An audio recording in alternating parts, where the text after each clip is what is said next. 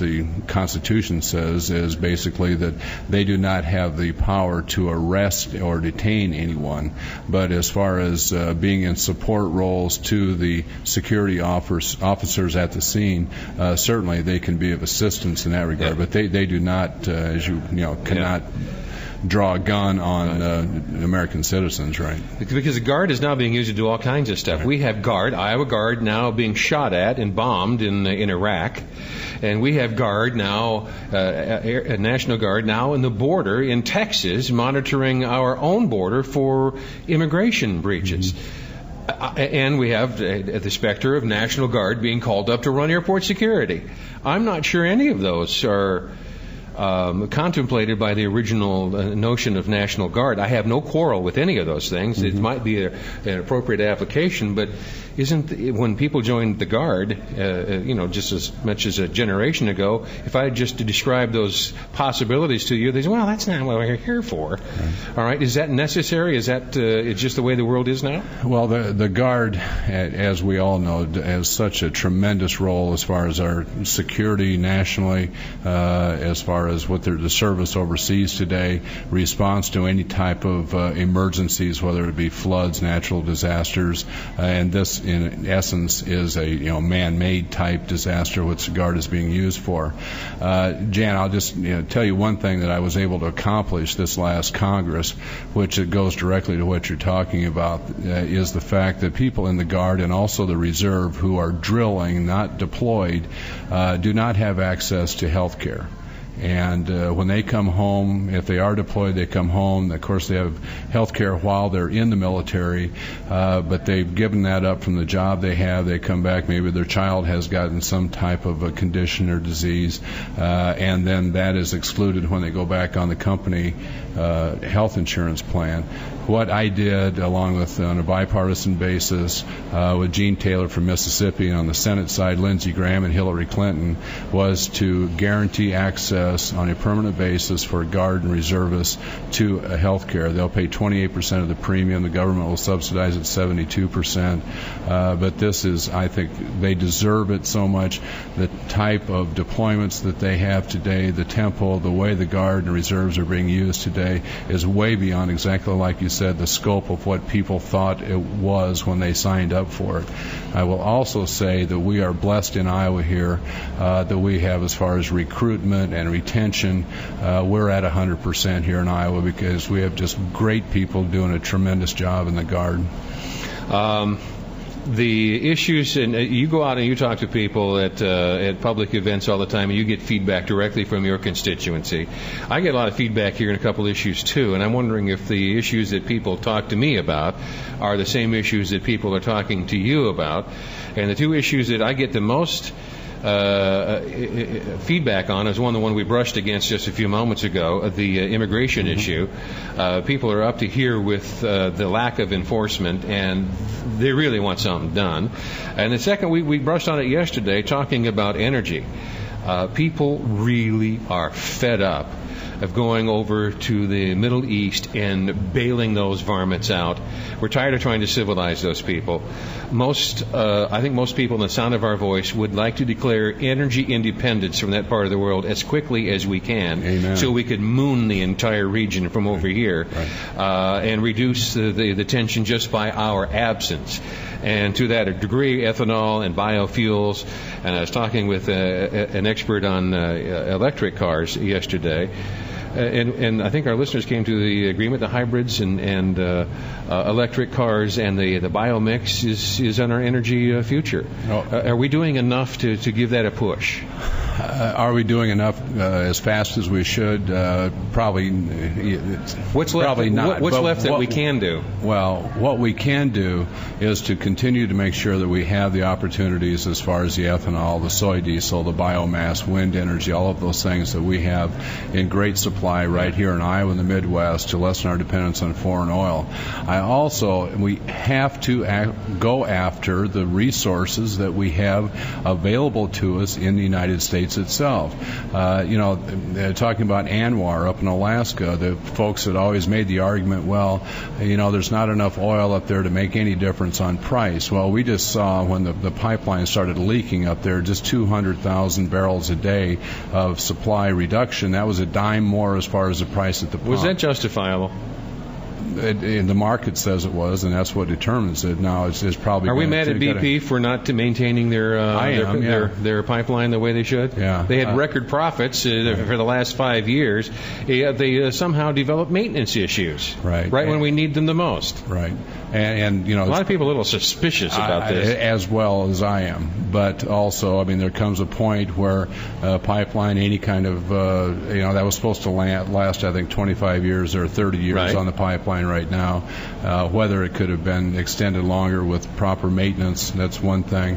But certainly you're always suspicious when you have an increase like that, a reduction in supply. But my point before was that we could get 1 million barrels a day from ANWR up there, and the folks who said that wouldn't affect price at the pump, I don't know what they're thinking of. This was 200,000 barrels, and it raised the price of gasoline a dime.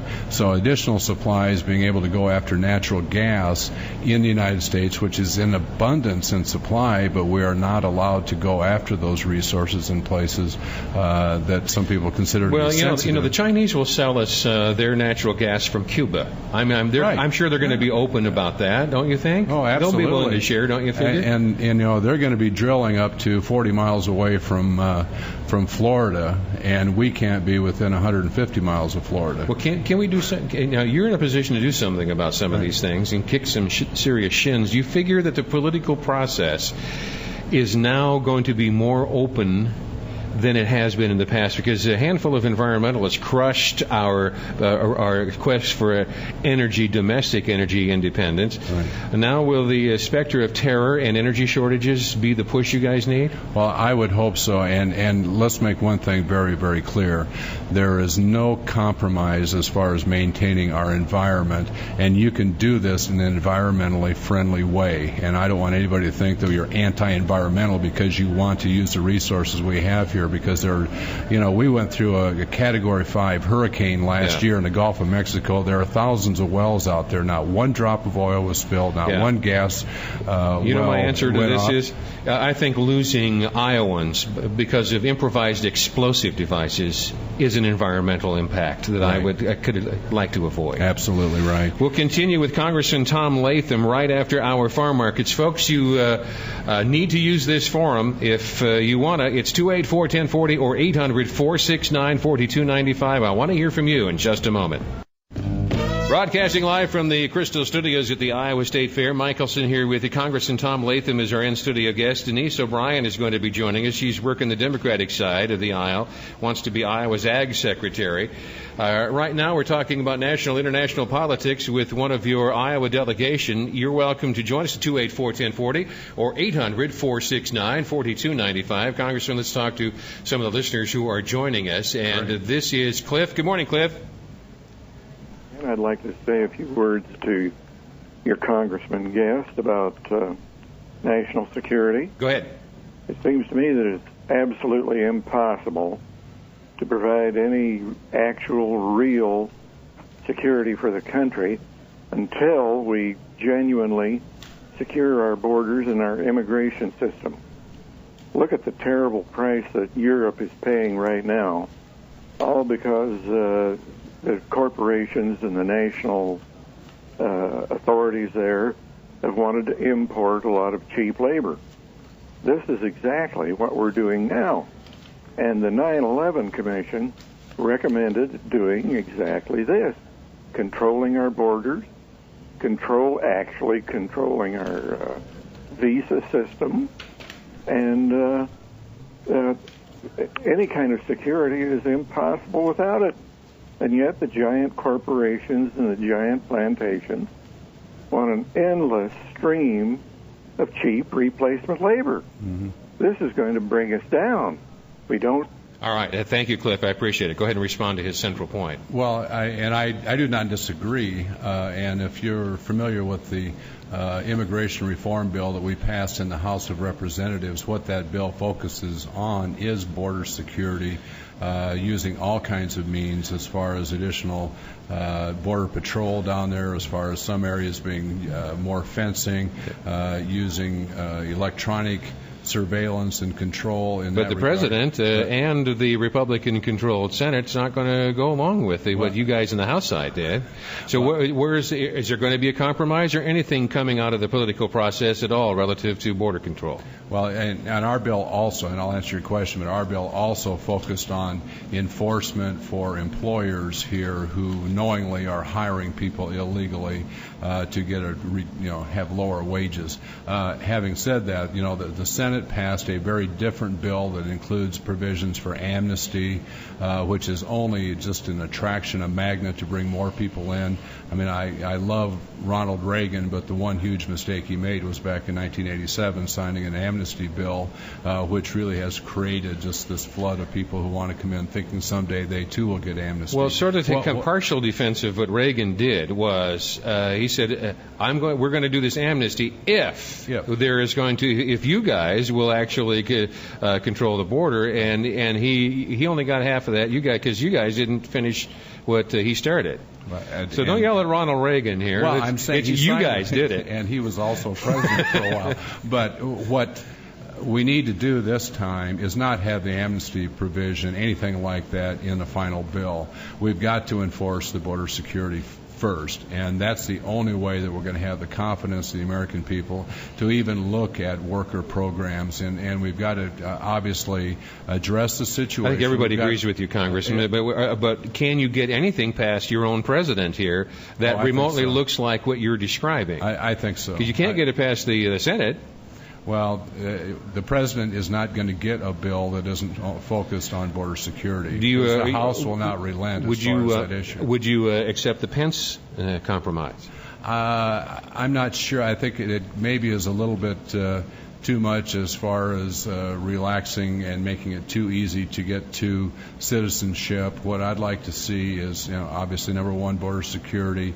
Number two, to have a program in place after we have done that, to have a confidence in the American people that we can manage this situation, and then have a situation if people want to go back to their native country and then come back in here on a legal basis to be able to do it. As far as long-term citizenship, but that's only after a period of time that we have secured the border. I was thinking of a great irony in history. Back in the early 1800s, I think it was then President Jackson was toying with the idea of invading Mexico.